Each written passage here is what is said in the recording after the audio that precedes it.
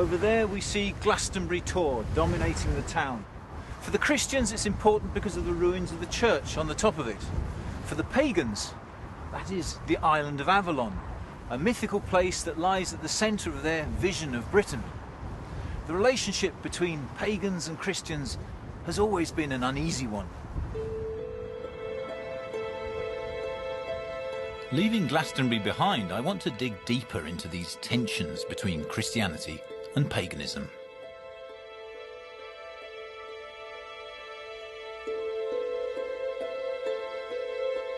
The next stop on my journey is home to some trees which have long been sacred to both faiths, but also boasts a symbolism that is impossible to miss.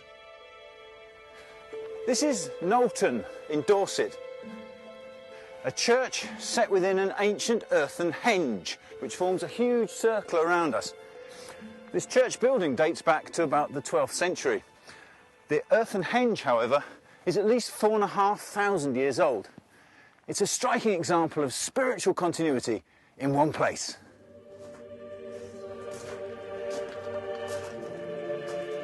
Building a church slap bang in the middle of an ancient pagan site was a bold move. The Christians were making an emphatic statement about their cultural dominance. The siting of this church within a pagan henge was no accident, but in fact part of a deliberate policy. This is what Pope Gregory had to say on the matter.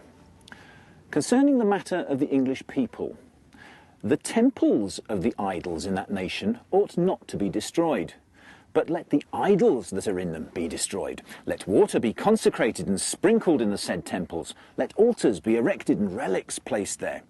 For if those temples are well built, it is requisite that they be converted from the worship of devils to the service of the true God, that the nation, seeing that their temples are not destroyed, may remove error from their hearts, and knowing and adoring the true God, may the more freely resort to the places to which they have been accustomed. I've arranged to meet with Philip Carr-Gomm. He's a Druid who has also written about Britain's journey from paganism to Christianity. So what kind of timescale will we be talking about? Well, we're really talking about from the sort of 4th to the 7th century. And by the 7th century, the door was really closing and finally closed between that pre-Christian culture and the Christian culture. So presumably different areas were Christianised, as it were, at different times. Yes, but interestingly enough, not in the way that you'd expect. You'd expect that Christianity would spread, as it were, from the south, from the Holy Land up, or from south to the north, as it were, from the continent.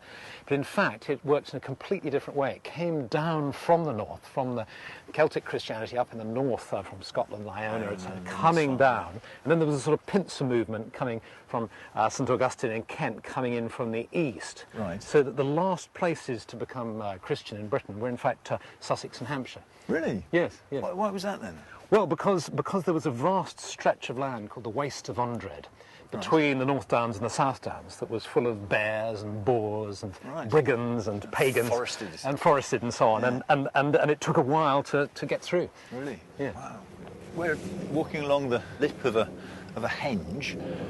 What exactly is a henge? How would it be used? A henge is a sacred enclosure, and we know it's designed to mark out a sacred space because the ditch is inside and not outside. Right. And so you can't possibly defend a place like this because your attackers would be higher than you were down there. So what it's saying is come in peace, then. We come in peace in a way.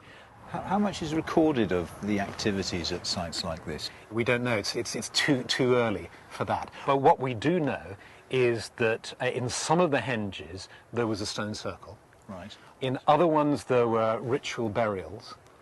In other places there seemed to have been nothing in the centre, but they were probably observatories. Right. Who knows? Of course we don't know, but perhaps they were like amphitheatres and people could be sitting here watching, or great processions came and went through the various different entrance ways, forming in the centre some sort of ceremony. The fact that this church has been built in the centre is a way of saying, look, this is already a holy place, this is a sacred place. Yeah.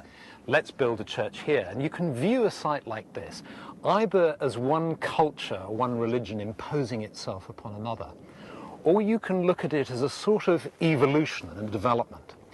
That it starts off, it has a period of life with one type of spirituality and religion, changes to another one. One part of this site would be familiar to all the worshippers here, whether Christian or pagan. This pair of yew trees on the perimeter of the henge. Some yew trees grow to an incredibly ripe age, which means they will have seen the pre-Christian as well as the Christian era, which thousands of years. Thousands of years. Really? Yes, but these. Oh well, actually, it's pretty old in there, isn't it? Yeah. It's actually older when you get close up. It's older than you think.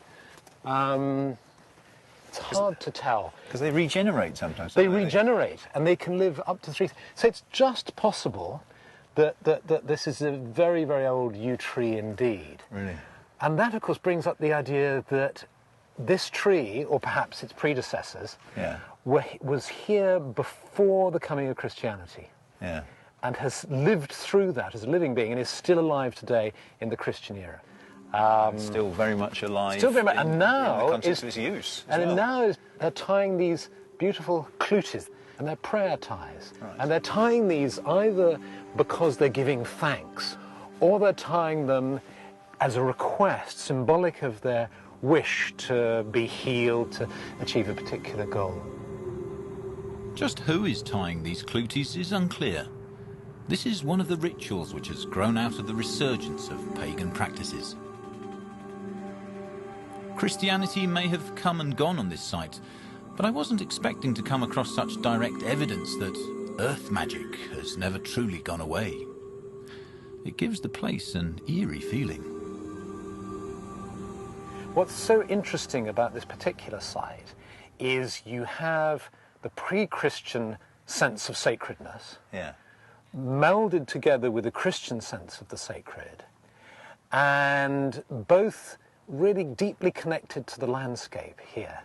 And then people are coming here, and here are these two guardian trees standing here that people are intuitively or instinctively recognizing as magical and sacred. And of course they represent a gateway. The gateway between life and death, the gateway between this world and the other world, or between the material world and the spiritual world. It's full of resonances as a symbol. So when two trees come together at a gateway, it's a very profound symbol.